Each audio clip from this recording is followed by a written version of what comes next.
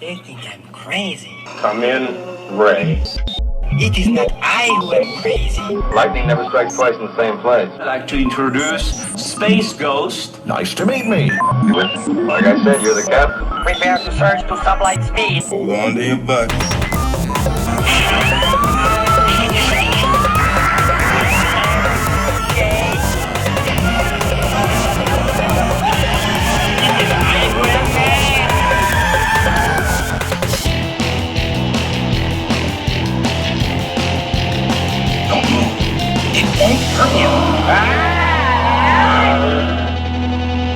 And welcome back to another episode of Nate Has an Hour to Fill.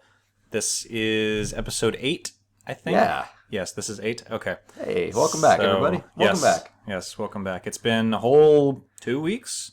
3 weeks? December 2nd, I think, was when we recorded, and we are, today is the 22nd. So almost 3 weeks. Okay. Yeah. So it's been 20 days. It has. So I'm excited about this one because we get to talk about some really cool stuff. Plus, we're going to be doing that brand new game show segment. Yeah. 5 and 5. 5 and 5. That's right. None of us can remember what it's called. I know what it is. I just can't remember what it's called. That's good. You know, that thing we do where we talk about stuff for 5 minutes. That's right. It should just be called 5 minutes of randomness. We can just start naming things like descriptive terms. Like, let's do that segment where we talk about this thing for a little while. There we go. That doesn't sound like an introduction. That always tells our listeners a whole lot of information. It does. Anyway, so hi Nate. Hi Phil. How's it going? It's good. Good. All right. Well, I will be the moderator on this show, and I am excited. But before we jump into it, what have you been up to over the last 20 days? 20 days. Sounds like the name of a movie. It sounded very important. It did. I bet they were important 20 days. I don't even really remember. I've been watching. I watched all of Arrow season 3. That sounds like a. So you binge watched it, basically. I binge watched it. I don't think I did it in 20 days, but I think it almost was done in 20 days. Jeez. So I did that. I finally beat the story mode of the game Infamous on PlayStation 3, which came out in 2009. I'm just now getting to it. You know, don't want to rush into anything. To take your time. That's all right. And almost done with the cover of my book, Orientation.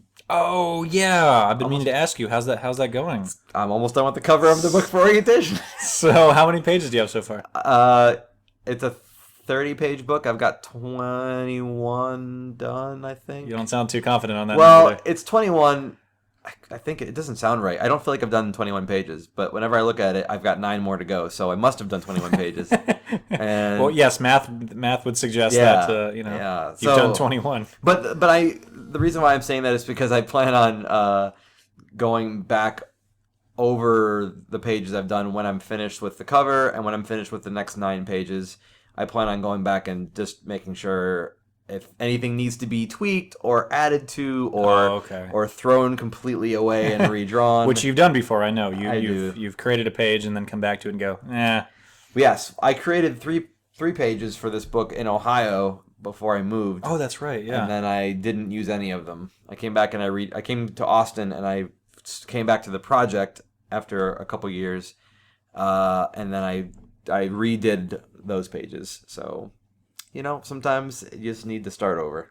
Absolutely. Got to throw away what doesn't work and recreate what does. That's true. Well, and what have you been up to in 20 days? 20 days with Nate Heberlein. In 20 days. I know. That sounds dramatic. It does sound dramatic. Well, so I think last time we were catching up with each other, I was saying that I was in the process of moving. So I have officially moved out of my apartment, and I'm in transition of moving into my new apartment. But I'll be able to move in on this coming Saturday, so I'm excited about that. Cool. Other than that, though, just been work, going to the gym, taking care of my dog,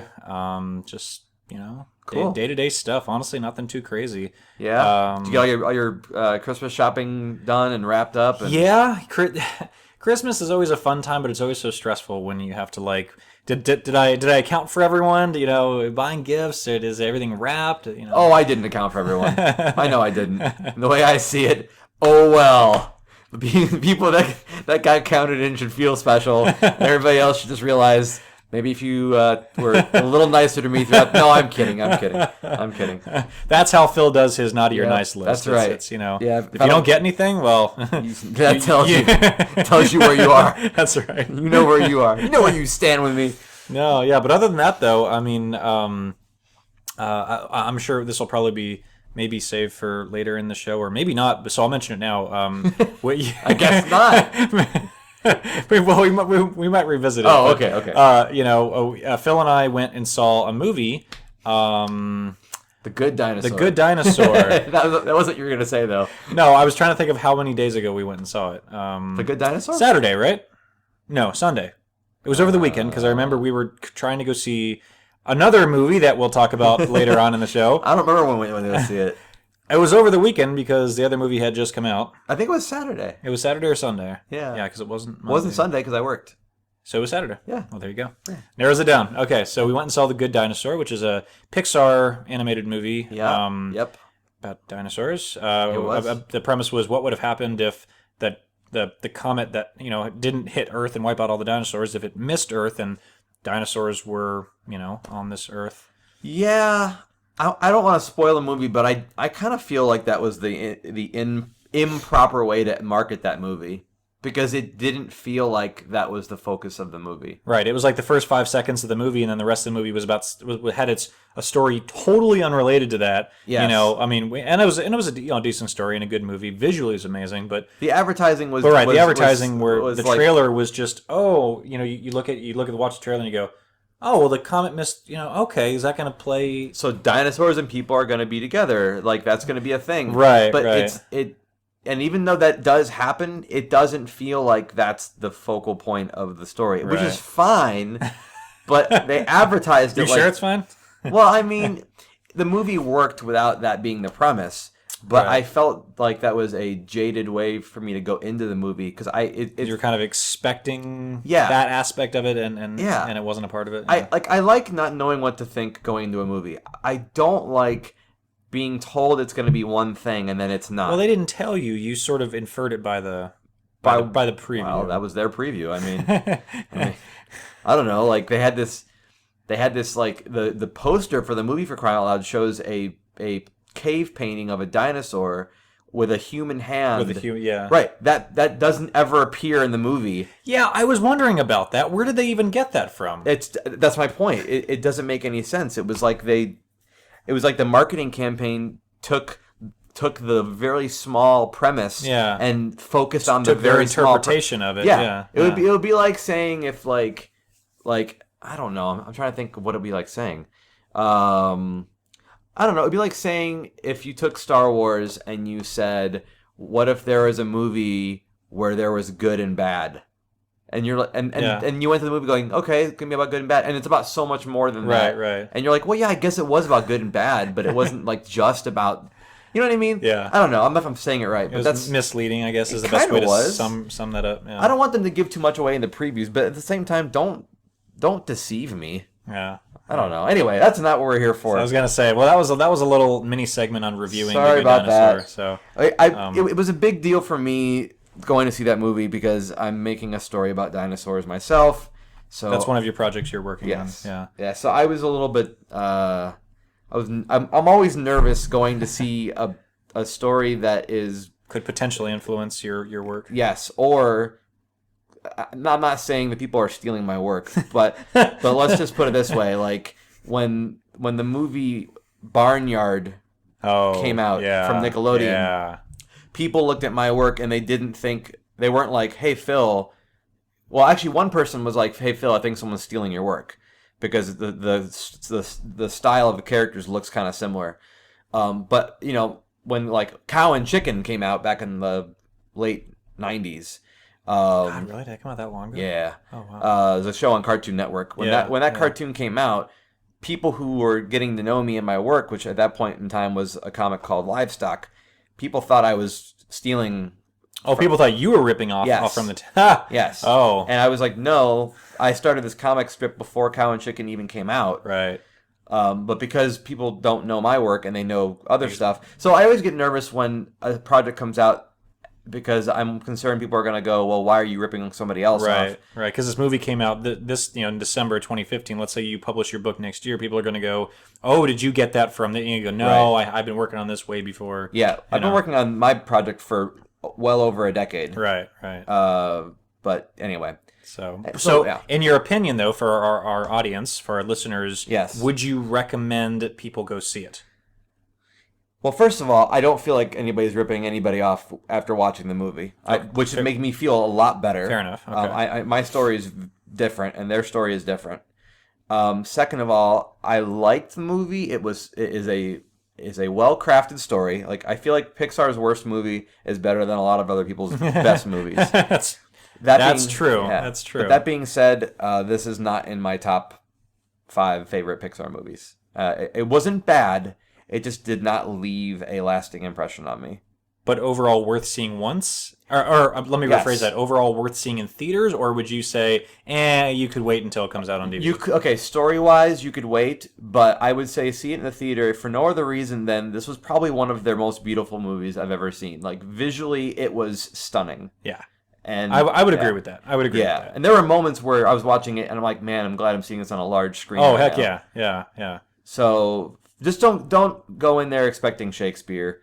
Not that anything from Pixar has been Shakespeare, but I don't think people go see a Pixar movie for plot twists and no, but like, on the edge of your seat storyline or But I gotta say, like, Wall-E is amazing. Yeah. And Toy Story 3 was amazing. Well, all the Toy Stories were really good. 3 one and 3 I think were the best. Yeah, and like Monsters University I love. Yeah, so I don't know. I just feel Monsters like this didn't beat out any of those for me. No.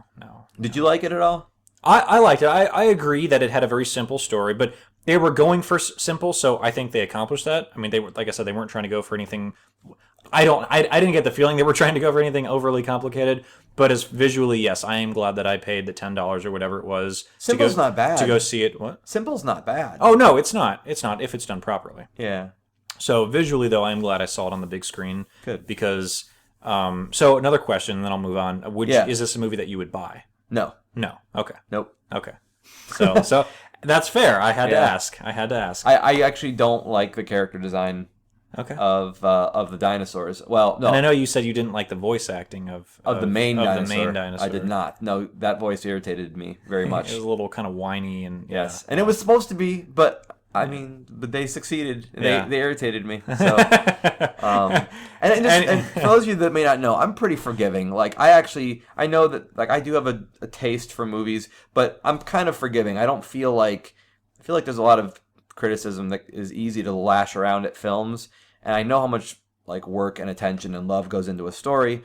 And I don't want to just badmouth it. So it isn't like it's worthless, Mm-hmm. And they actually did something that was kind of nice in the beginning of this movie. They had the director introduce it, and he thanks you for going to see his film, which I feel like that was a cool touch. Kind of a personal message saying, hey, we worked really hard on this. We're proud of it. Thank you for coming to see it. Yeah. Part of me wonders if they did that because they knew it wasn't going to do as well as other movies. but regardless of that, I feel like it was a nice touch that they did that. And actually, I looked at the credits, and the director ended up playing one of the minor characters, which I thought was kind of cool. Oh, I didn't notice that. Yeah. He was the the Styracosaur that had all the animals around. Oh, was that him? Yeah. Oh, okay. I thought that was kind of cool. Yeah, he was cool. Yeah. Okay. Anyway, well, that was, I guess, the extended version of our mini review of the movie that we went and saw. Yeah. But what's on the plan for tonight? I was going to say, tonight we are going to have some nerd news where we're going to talk about Star Wars. Oh. Yes, I'm excited. That you didn't sound too excited there, but I'm excited. Oh, I'm excited. No, I don't know why that was a weird reaction I had. We're gonna talk about Star Wars that is going to span the generations, which I'm excited to talk about that. We may not have enough time to span the generations. generations. I know we might not have time to sufficiently span the generation, but we're gonna hit all of them. Oh, okay. All right. So I'm determined. Okay. And then we're going to do 5 and 5, which hopefully will only take 5 minutes. That's the plan. Which I will explain the rules. Should I do it now or no? Wait till we get to that. I'll wait till we get there because I'll forget. I was gonna say I would probably forget. And then we're gonna do our always popular Would You Rather. Yep. Which I'm excited for because I have I think it's a good one. Phil might not think it's a good one. I don't know yet because you picked it. And then we're gonna have a unique wrap up session, but I won't talk about that until we wrap up. Well, so. Before we do nerd news, though, we probably should open some drinks. I was going to say, yes, that is a final thing before we get to the meat of our show, and I know we're already 15 minutes in. But your ice is melting. My ice is melting. So as a moderator, I guess I will introduce. We went to the local grocery store, and we were looking for drinks, beverages. Opening mine. And there you go, using our lovely Pac-Man companion. And we were trying to find, some unique beverages that we've never had before. And it was sad to say they didn't really have anything that was kind of crazy and unique and special. So we got IBC, which, can't go wrong with IBC. And we got some Black Cherry soda. So what is, since you've taken the first sip, what's your thought on this? I've always liked IBC. They're not like, I used to think they were like the best, but I think now that they're good, they're solid. This one, cherry is a hard flavor to do. I always feel like you run the risk of tasting like cough medicine. So, that's really funny. It's true. It's true. Nate is laughing now. I'm sorry, I lost it on that. I feel like That's funny. I feel like it's syrupy. I mean, it's my fault. I picked it, but I'm not complaining. I'm just saying I think that it just has that tendency to go that way. He did pick it. I let him choose between IBC cream soda and wild cherry. Or what is this called? Black cherry. And he picked it. So if he doesn't like it, it's on him. No, yeah. No, I'm kidding. No, I do like it. I just think cherry is a hard thing. This is a better cherry than most cherry beverages. I like this one better than most. Ooh, actually tastes really good cold. Oh, good. So. Mine is room temperature, which right. Yeah, we got back from the store, and I was like, "Oh, these aren't cold," and he was like, "Oh, I don't care." But I have to if I have a beverage, especially like a cream soda or a root beer or something, I have to have it on ice. So yeah, I don't know. That's just me. Yeah, I don't want to dilute it too much, but maybe I should have. No, to get some of that medicine for aftertaste. It's good. It's good. I also got a pack of ho-hos here because Swiss rolls. Oh, I'm sorry. Who makes ho-hos? Because this is Little Debbie. Doesn't Hostess make ho-hos? Yeah, probably. I don't know. I never eat these anymore. I don't eat a lot of this. So you picked up your Swiss rolls, and I picked up my honey buns. Yeah. Which that doesn't sound right. I picked up my honey buns. Mm. Yes. How's she doing? Well, I picked her up. So. Mm-hmm. Well, anyway, so moving on to the show. Yeah. So what's next? First up, we have nerd news.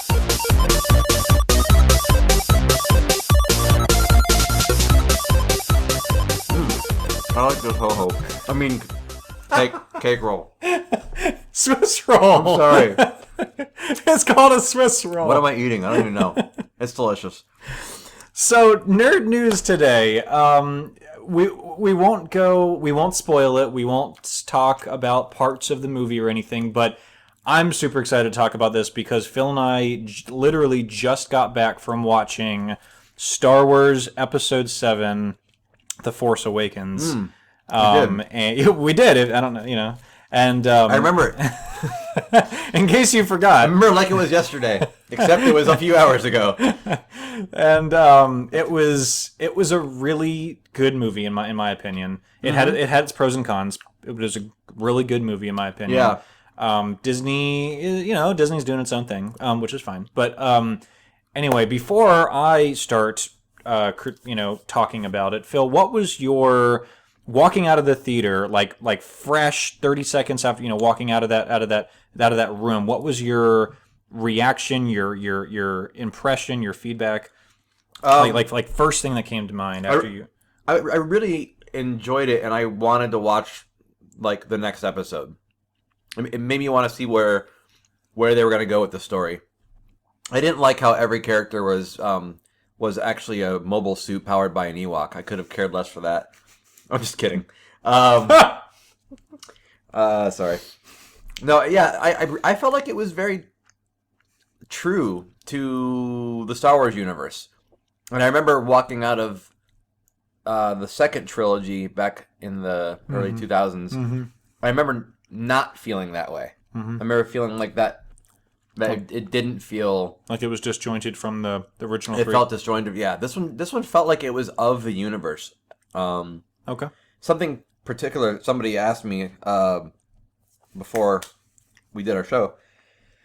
Excuse me. Was they mentioned the order of watching Star Wars. They mentioned not wanting to watch the original not wanting to watch 4, 5, and 6 after 1, 2, and 3 because for their first time, because in their opinion, seeing 1, 2, and 3 having newer special effects and then 4, 5, 6 having older special effects would be jarring. What I think is interesting is tonight's movie, to me, felt like it actually was of the 4, 5, and 6 universe more than the 1, 2, and 3 universe. I don't know particularly. I guess I could think of how they did it. I have some ideas of how they did it without giving away too much. But I feel like they really took the parts of the original universe that made them love the original universe, and they did their best to weave that into this movie. Okay. That's my long-winded answer to that simple question. Fair enough. Were you satisfied with it, or do you feel like you had gone in hoping for something different? Well, so yes and no, because I was satisfied. I think that they did a great job. I think that it did stay true to the Star Wars, universe, Star Wars storyline, of 4, 5, and 6. I think that I subconsciously went in there expecting, 500% because I'm such a huge fan of all the Star Wars movies and just the Star Wars story in general that without even realizing it, I went in there thinking, oh my God, this better be like the best movie I've seen in the last 20 years, type of thing. That's kind of high hopes. Well, I mean, it's an exaggeration, but kind of like this. It's I'm really hoping this movie just blows my mind without even really thinking about it, like subconsciously, having those expectations. But I mean, it was good. I'm really glad we went and saw it in IMAX 3D. That's not a movie I'd want to go see in standard. The sound was. I always say that, but the sound is but those the scenes in outer space. I mean, it literally felt like there was like ships and whatnot coming from behind me. Like when there were buttons were being pressed. Right. You'd hear each individual flick in a way that you don't typically hear it. Right. So yeah, for me, sound is a big part of the movie experience, and I think I love that about the theater. Personally, do you feel like this was a good start to a trilogy, or do you feel like this felt like a continuation, or do you feel like it felt like something completely different? Well, so I feel like I'm riding the fence a lot, but it's so I would say. How does that feel? How does riding a fence feel? Pokey, I would imagine. Uncomfortable. Yeah. Wait, you said I'm comfortable? Uncomfortable. Oh, uncomfortable. How does it feel? I'm comfortable. I am very comfortable riding the fence. No, I think that I think that it followed the story like it. I felt like it followed from where 6 left off. Yeah. Span. Well, there's clearly some time in between, right? But they reference stuff that if you like the old Republic, so.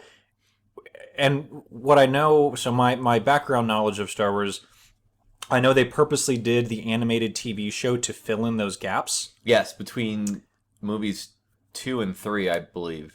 Right, and then there was to fill in between 3 and 4. Oh, really? Yes. Which series is that, Rebels? Rebels. Oh, and I haven't watched any of that yet. Right, and so I haven't watched all of it, but when I was reading about it, when I was reading about it, it was saying that carbonated beverages. Who had the brilliant idea that every time we have a talk show, we have to drink a carbonated beverage that's going to make us burp every 5 seconds? I'd like to take that guy and smack him upside the head. Oh, it's probably me. Yeah, well, give yourself a pat on the back for that one. Yeah, right. Well, if I do, I'll probably burp some more.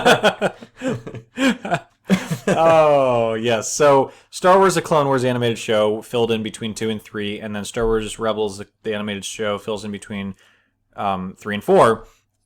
But they made some references, and I won't go into specifics because that might spoil some stuff, but they made references that kind of connected 6 and this movie and 7. Yeah. To where viewers, especially if you've seen all the movies and maybe at least know about the animated shows, can go, okay, yes, obviously time has passed from where 6 leaves off and where 7 picks up as far as story goes, because all the actors are older, and they make references like, oh, way back when this person did this thing, and you're watching going, okay, so this is supposed to pick up right after 6, but it doesn't. There's like a 20 year... Right, there's like at least 20 year gap. Yeah, at least a 20-year gap, if not more. I feel like that. So, but when I say riding the fence, because there's that. I think they did a good job with that, kind of saying, okay, we're acknowledging that 20 plus years has passed, but we're still continuing that story. But they also I felt walking out of there, I felt like they really are trying to start a new mini saga, like they're started, like they want 7, 8, 9 to be able to be its own thing, just like 1, 2, and 3 can be its own thing, and 4, 5, and 6 can be its own thing. I think they should do that. I think that Disney's really trying to say, hey, we're trying to stay true to the Star Wars values and what George Lucas has done with it and has created. But as now that it's ours, Disney's saying now that it's ours, we want to give it our own flair, our own twist, and so people down the road can say, okay, 7 through 9, okay, this is definitely like, I don't know that it felt like they were doing anything too different that made it Disney though. Well, do you really? I do. I think that some of the scenes in the movie, it didn't feel like how George Lucas would have done it. That might be a good thing. Well, maybe, and like I said, it's not worse. It's just different. Right. So watching that, there were some scenes, a sequence of scenes where I'm thinking back to, because I remember very vividly 1 through 6. I've seen them all numerous times, and how some of these scenes were in the 7th movie, like you could picture, like a really close comparison scene in one of the other movies, and it's done very differently. Like choreography, I guess, is vastly different in my personal opinion. For how they put some of these scenes together. Now, it worked for this movie, and it was enjoyable, and I'm not saying anything bad about it. It was just different, and that's kind of what I mean by saying Disney put its own flair on this movie, and probably will on 8 and 9. That might be the cinematographers and those, because I remember thinking that during the movie too. I'm like, oh, this is an interesting shot. This intro into a planet or whatever. I remember thinking I actually remember thinking the same thing. I remember thinking, is this how George would have wanted it shot? Right. But to be fair, the original movies had different directors. Yeah. So it's hard to say that, because you know what I mean. Like, this one is not with George Lucas, but it's also not with any of the same directors. Right. And so it's like there's so many elements in play. Right. It's hard to even say where one person's ideas start and another one's begin. I think that's another thing is like with an episodic saga, like how much connection do you want, and do you want things to feel connected but still of their own trilogy? And there's a lot of ways to do it. Yeah, well, I mean, you take Star Wars that spanned 40, 50 years, real time, and then the scale of these movies, not to mention the different story arcs, and it's crazy. I mean, it's really difficult to stay consistent when you have not only different directors, and you go from Lucasfilms to Disney, and then you do 4, 5, and 6. Then you do a trilogy of prequels, and then you jump, from doing the prequels to, after the original trilogy. there's a lot of jumping around. It's a huge scale, and if you think about it, it's been going on. What did we looked up? The episode 4 came out in the Late 70s. Yeah, 77, I think. So I mean, it's a lot to consider and keep in mind when you're Disney and taking on a task like this to come up with episode 7, and I think they did a good job. I mean, I think for the pressure that was on them, Yeah. I think that for as much time that's passed, Yeah, this felt very true and honorable to the franchise. Yeah. And that's hard to do. And like I said, with all these different cooks in the kitchen, exactly. that's really hard to do. I think that's it's admirable. Yeah. So overall, obviously worth seeing. I would be even tempted to go see it again. I'll probably see it again. I have some friends that wanted to go see it. I know my brother wants to go see it. And whatnot, so I'm glad you and I got to go see it first. Absolutely. But it wasn't opening weekend, but I'm glad we didn't go opening weekend because it was crazy. Tuesday, and it came out on Thursday, late technically. Thursday. So midnight showing on Thursday. That's less than a week ago. Yeah, it's true. We saw it within the first 5 days. Yeah. It's made like $250,000 already. Yeah. So that's kind of nuts. Yeah, it's pretty crazy. I mean, clearly they're not going to hurt for money. No, and that's what some people were saying. Like, oh, is this? They sunk a ton of money into this. Episode 7. Is it going to be as rewarding as they're hoping? I think absolutely. Oh no, dude. I mean, anything that we're going to say about Star Wars at this point, really, it's a moot point. Yeah. Like.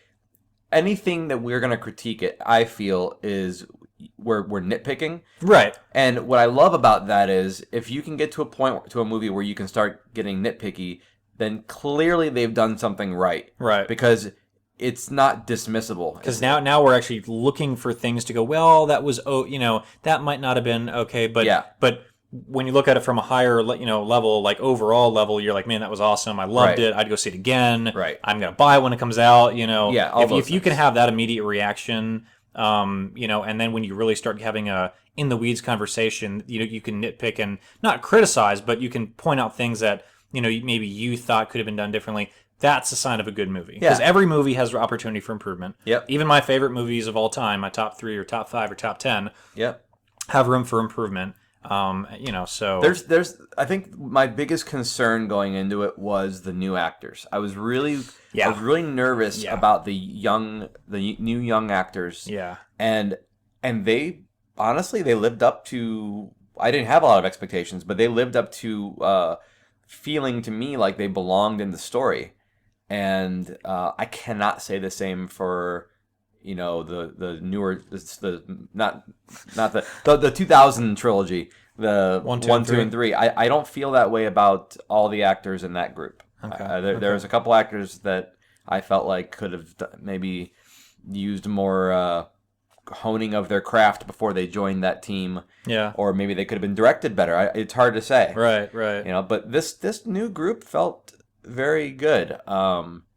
I was a little nervous about. I won't say any character names because I don't know who's watched it yet. But there's a major villain in the story, and I was a little nervous when we got to see that person's face and we got to see them, talk and all that stuff. But they proved to really, they had something behind their eyes that was really good. Mm-hmm. I felt like that. They had a lot of pain, and you just felt a lot with them, and you're like, okay, I could see this character being, this actor being the right choice for this person. So yeah. I'm just curious to see where they're going to take it next. I think they've got themselves lined up for some interesting storytelling. Yeah, I do too. One complaint that people were saying though was that it was too similar to episode 4. Okay. I even heard the statement that it felt like 4, 5, 6 combined into 1. And the one thing I want to say about that, and everybody is entitled to their opinion, even if their opinion doesn't match my own. But I do want to say, I think that it's okay when a story is similar to another story in the same saga, if it's done correctly. And the reason why I'm saying that is I don't have a problem with a movie feeling like an earlier version in that saga, because I feel like history repeats itself in real life. Mm-hmm. And I also feel like there's a certain poetry to an event happening again, because then it calls to mind what led you to that point. And it almost has this gravitas behind it where you're like, oh man, this is like when this other thing happened, and like, And you can relate it, and you can be like, man, that was awesome. Yeah. And I like when that happens. I don't think everything has to feel different. I think that's it's a fine line to walk, because if everything is different, then how do you make it not so different that it feels disjointed from everything else? Right. But at the same time, I think it's nice to have little callbacks. Well, I think I think that if they found that sweet spot, if they hit the nail on the head once before, and they don't do it every single movie, but they want to come back to it, okay, they did it in episode 4 and they did a really good job, or they had this feel to the movie, and then so if you think about it, they did 5 and 6, 1, 2, 3, and now 7. So 6 movies later, now people are saying, oh well, it feels like episode 4. Well, okay, that's fine, because it worked with 4, it works with 7. It's not like it's going to be. It wasn't like a verbatim thing, right? But it has the kind of the feel of maybe how the story progressed. But that's okay. Right. Having the same feeling, I don't think is a cheap trick. It's like saying, well, Jurassic World was about dinosaurs in a park. Yes, well, it duh. was. But that's the same kind of statement. Like it's okay that it has that same theme, right? Just don't do the exact same stuff, right? Anyway, I don't want to go too far off on a tangent on that. Well, that's what the show is all about. It's just impromptu tangents. It's a good point. It's a good point. No, but I do want to kind of segue into, still sticking with nerd news, segue into one of the things we were talking about earlier, and I want to dive into it a little bit more here, is a movie saga, a movie storyline that has a series, whether it's 3 or 4 or 5 or whatever, has movies that come out pretty, maybe a few years apart. So so let's say 4, 5, and 6, and then they wait years, and then they do 1, 2, and 3, and they wait even more years, and they do 7. Mm-hmm. And it's like we were talking about how there's more than one movie that does that, and one movie that and it's because of a similar actor that did that I thought was pretty decent, and I just found out tonight that they're doing yet another one, was the Indiana Jones movies. Right. So they did 1, 2, and 3, and then they waited quite a while and did 4. They waited 20 years. 20 years, and that's quite a while. Or like 19 years or something. I don't know. It was close to 20. Yeah. They waited a few generations, and all of a sudden, Harrison Ford is an older man. Generations? Or you mean decades? Well, I mean, 10 years is a generation. Is it? Is that considered a generation? Yeah, I'm 8 years older than my older sister, and that's a generation gap. Oh. Yeah. How about that? And technically, yes, 2 decades, if you want to get, So if you're looking to get me a Christmas gift, apparently I need a dictionary. So yeah, they waited close to 20 years from 3 to 4. And when did 4 come out? I forget. Oh, geez. Of Indiana Jones? Yeah. I don't know.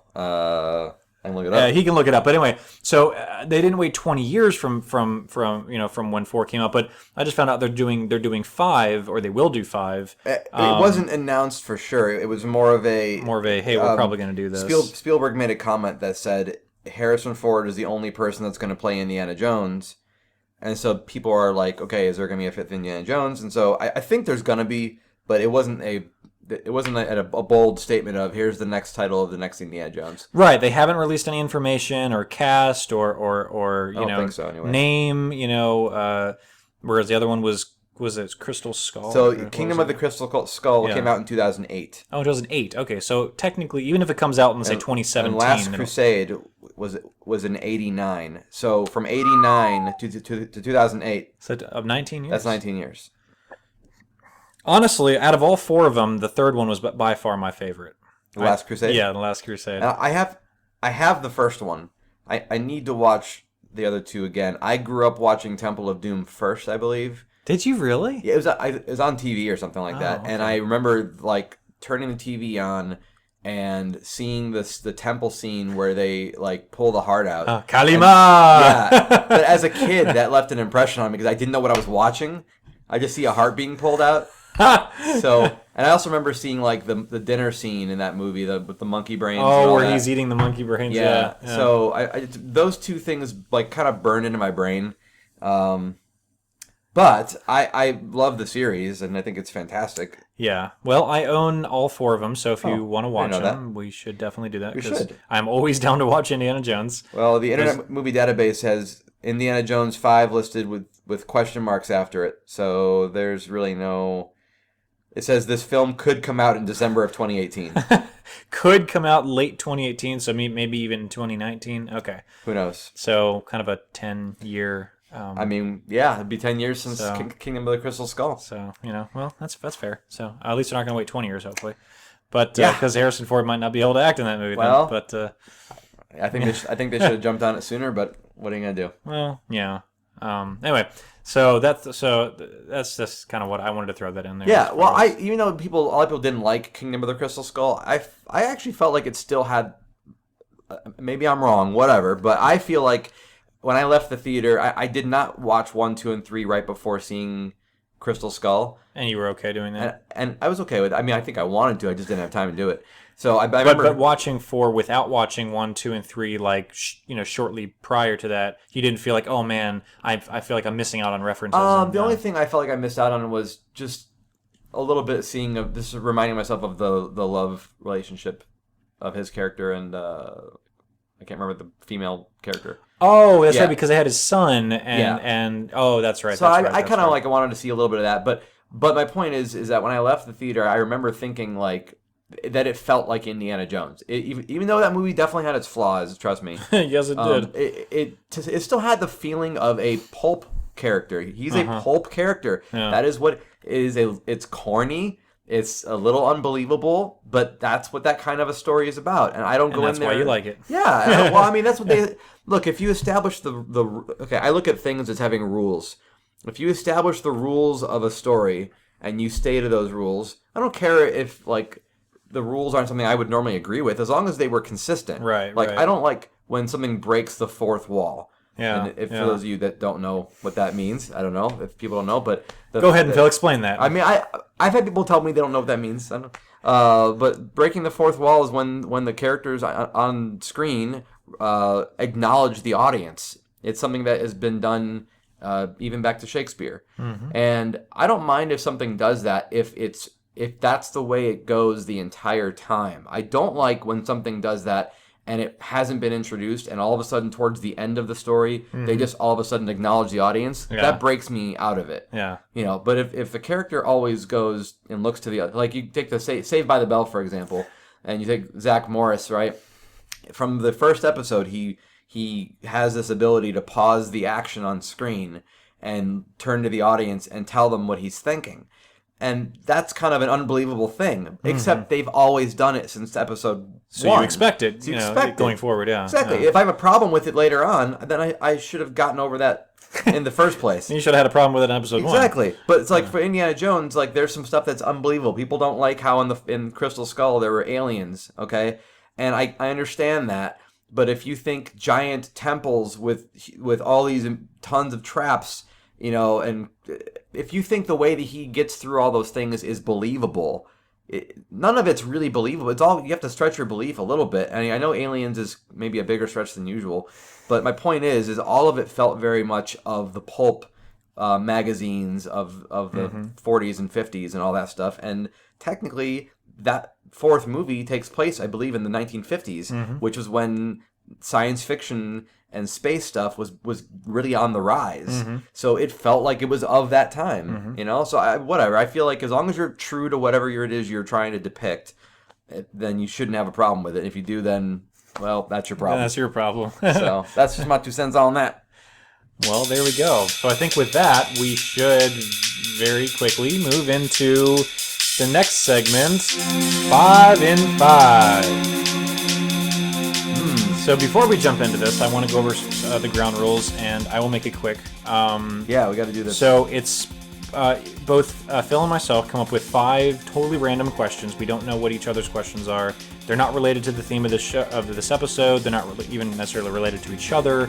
And we each, so it's 5 minutes total. So we each get 2 minutes and 30 seconds to go back and forth, to bounce back and forth and ask a question. And how it works is, let's say I'm a moderator, I will ask my first question, and as soon as I finish asking the question, I will start the timer, and Phil will answer it, and then as soon as he's done, I'll stop my timer, and Phil will ask his question. We go back and forth for all 5 of them, or until we run out of time. And, Right. I guess we're doing it as if we run out of time, then the person loses. Yes, You know, I guess. I mean, it's not like no one really wins anything, but if you go past 2 minutes and 50 seconds, or sorry, 30 2 minutes 30 seconds. I keep saying that. Off camera, I said it too. If you go past 2 minutes and 30 seconds, then you don't get to. You're done. Like you lose. Anyway, you done lost, son. we're not sure what you lose, but you lose. Well, you lost the game we were playing, I guess. So, are you asking first, or am I asking first? You asked first last time, right? I don't even remember. I think you did. So I will ask first. Okay. Okay. Well, I probably should take away our timer for the show so I don't look at the screen. Yes. Okay. That works for me. Let's do this. Okay. All right. So, Phil, Nate. number 1. Okay. What is your favorite winter or cold weather outdoor activity? I'm gonna say climbing large mounds of snow and like I don't know, shoving people off of them.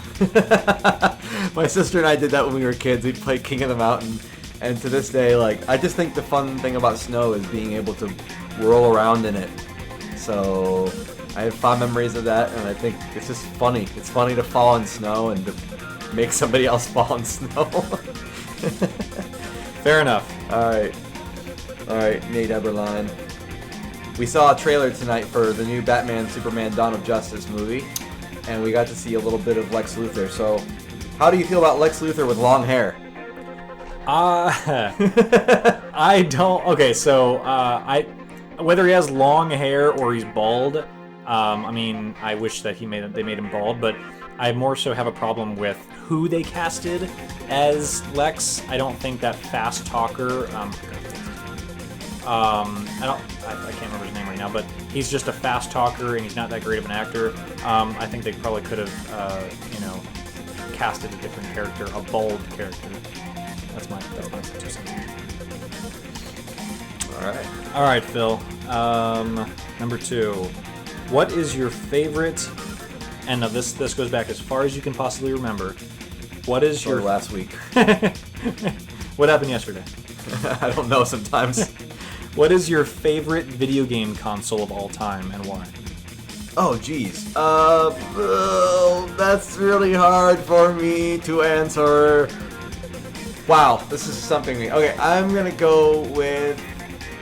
say with the Super Nintendo only because so many games I remember loving started off on that system. I loved going into Super Mario and playing like the big World 4. I love that. And I guess a lot of my childhood memories are attached to that system, so I am gonna go nostalgic and say Super Nintendo. I love the games for that system. Fair enough. Okay. All right, Nate, that was a good one, by the way. Man, that one threw me for a loop. I'm not even sure I answered it correctly. All right, so Nate, we're in a digital age now. Are business cards necessary? Yes. I do think business cards are still necessary. I know we have Facebook and LinkedIn, and I'm sure I'm missing a ton out there. There's so many out there that you can say, hey, look me up, here's my name, look me up on this website or this social media, and we'll network that way. But I think having a business card that, it shows that somebody's putting forth some effort into networking, into handing out their, not only creating their card, but handing it out. Because if somebody hands me their card, I'm more likely to call that person or email that person versus, hey, I'm going to write my name down on a piece of paper, or I'm just expecting you're going to remember it, and then I want you to look me up on LinkedIn. I'm probably, in my busy life, I'm probably not going to look that person up, or at least not immediately. With a business card, I'm the type of person where I'll put it in my wallet, and then that night or the next day, I'll look through it and I'll go, oh yeah, I got to call this person. So I do still think they're relevant. Yeah. All right. Cool. Okay, Phil. Yes. Number 3. Okay. Why? I mean, I kind of gave you a yes or no. I shouldn't have done that, but No, that's okay. yeah, So this you handled it appropriately. Good. All right. So why do you enjoy collecting movies and action figures? And that question is, I'll explain that, because not just movies, but the discs. Like, why do you enjoy collecting movies as like a hard copy versus just like digital?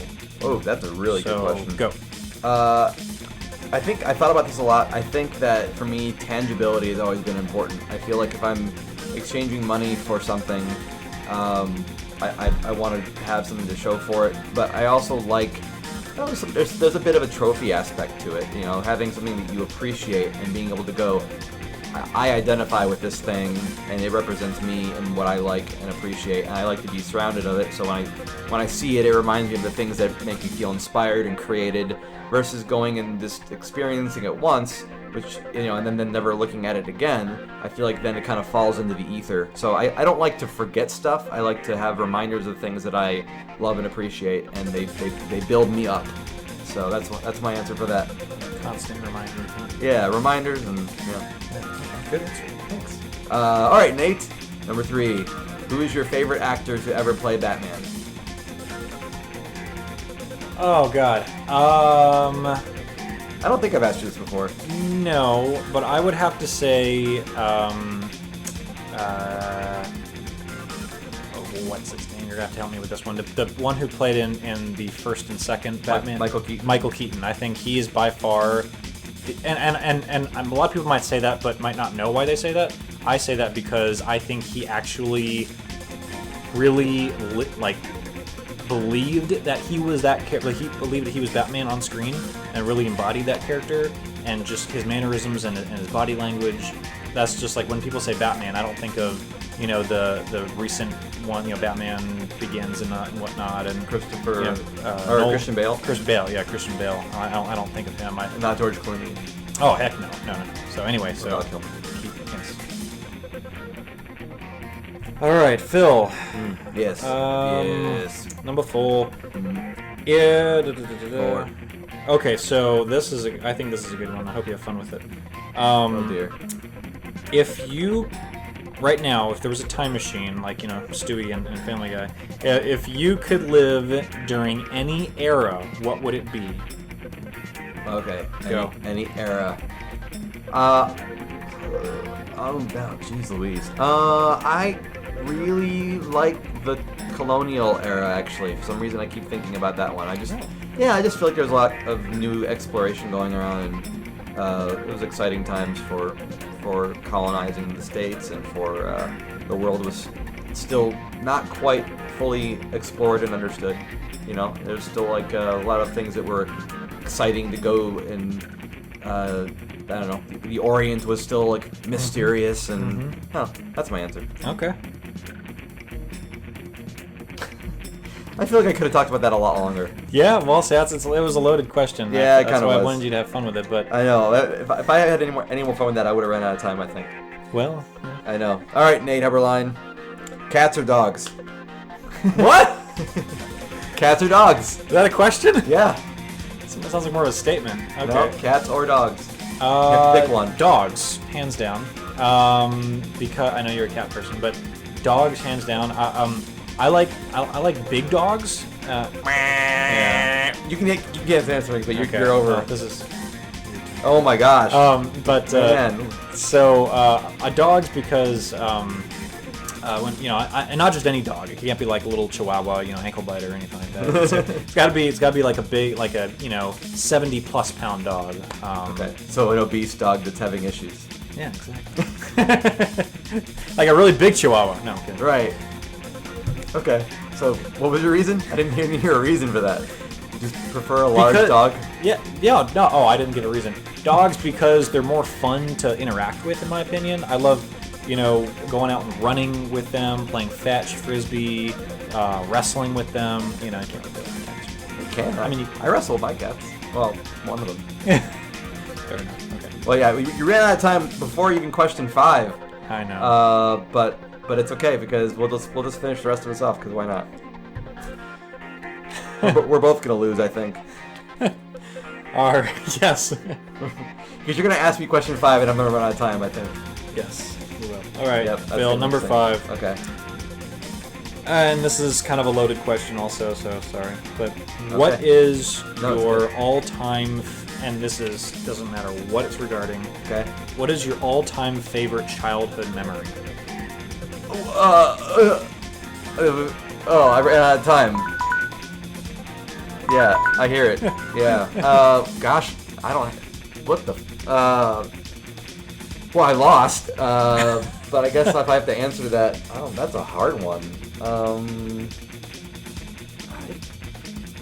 Okay, I'm gonna name this. This isn't really. I'll just name it because it's interesting, and I don't think I've told anybody this in a long time. So, I remember driving. I wasn't driving. I was in the back of a car. Phil, childhood memory. Oh, okay. Oh, I'm still a big kid. I remember us driving home, and I remember thinking about. I can't remember if I saw E.T. or if I saw a billboard for E.T. or something. I remember thinking about E.T. And then I remember laying in the back seat, and I think it was one of those times where I was like half asleep, half awake. And I remember thinking about like.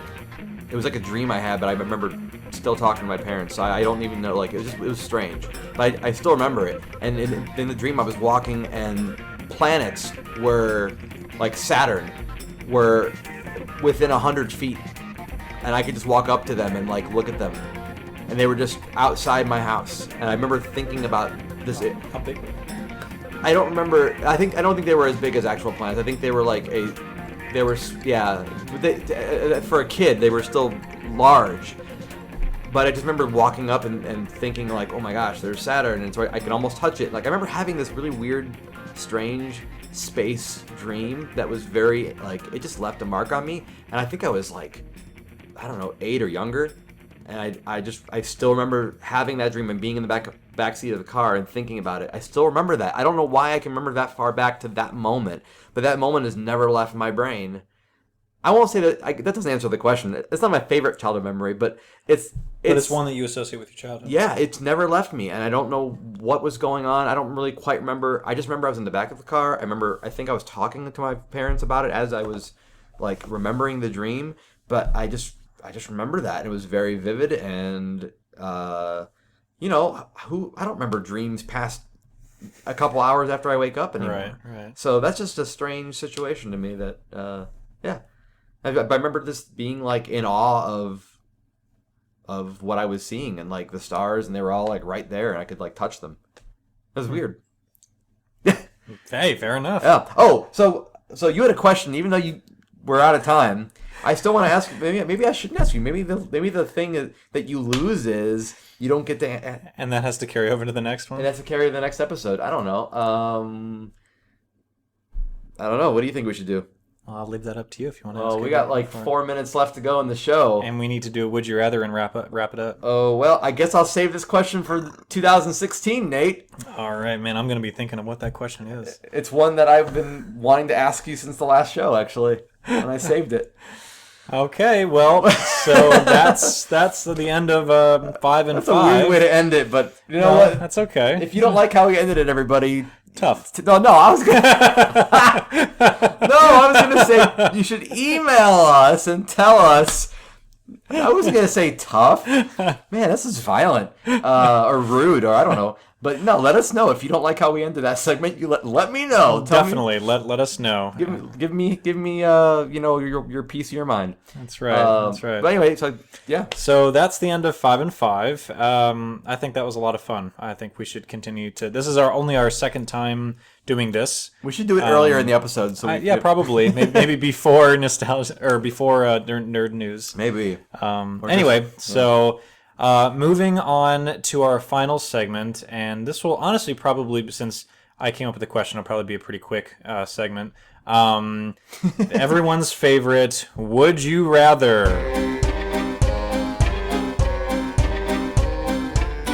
Okay, so Phil, this is one that, after seeing the movie tonight, actually popped into my head as we were sitting in the theater, wow. like during the credits and whatnot. Okay.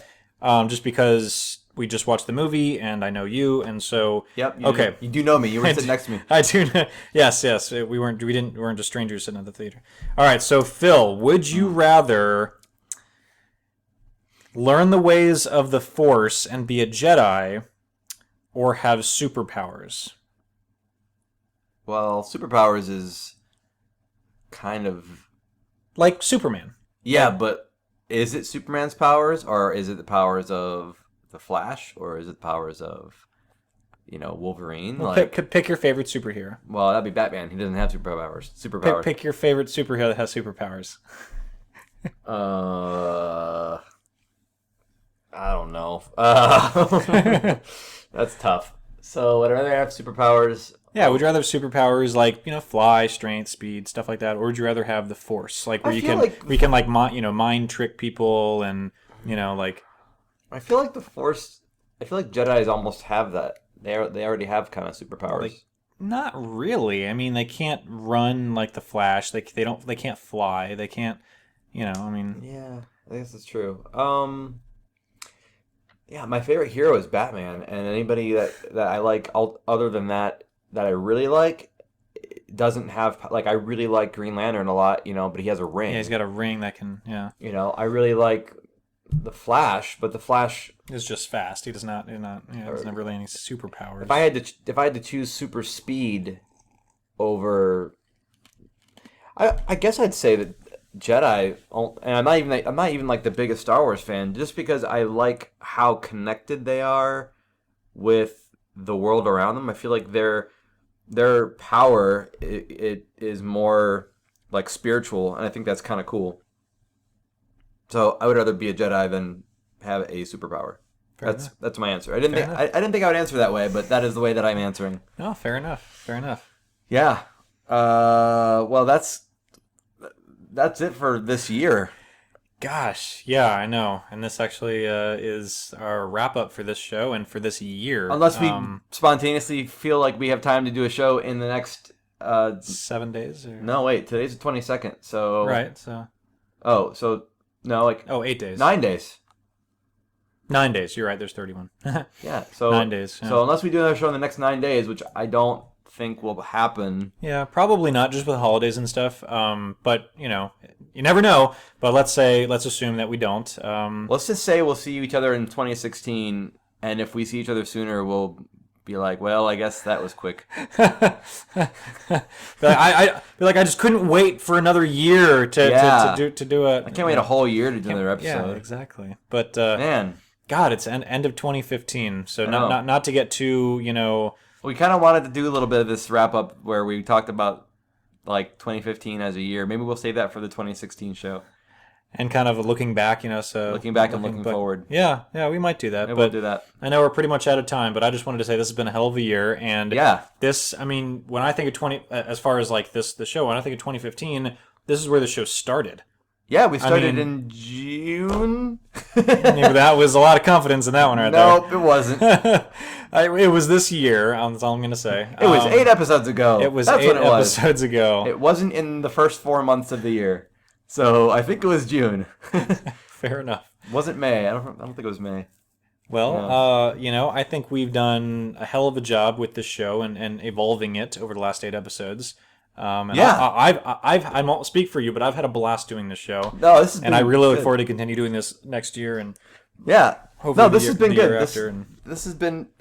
It's been a fun way to interact with each other because we already have these kind of conversations, but now we wanted to document this stuff kind of for us. I mean, if we figured if nobody were to listen to the show, if anything, it would be a way to go back and just listen to some of the thoughts that we have.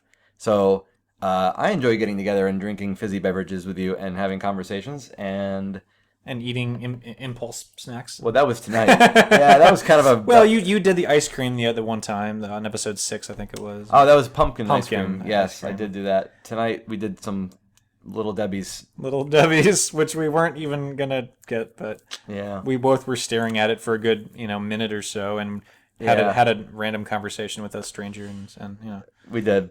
So those snack cakes have a way of drawing you in. Well, I guess, Nate, I'll see you in the new year. Yep, Phil, it's been fun, and 2016, here we come. Woohoo! Bye, everybody. Don't forget to send us an email to Nate has an hour. I can't even talk anymore. Nate has an hour to fill at gmail.com. All right, guys. Happy holidays. Be safe.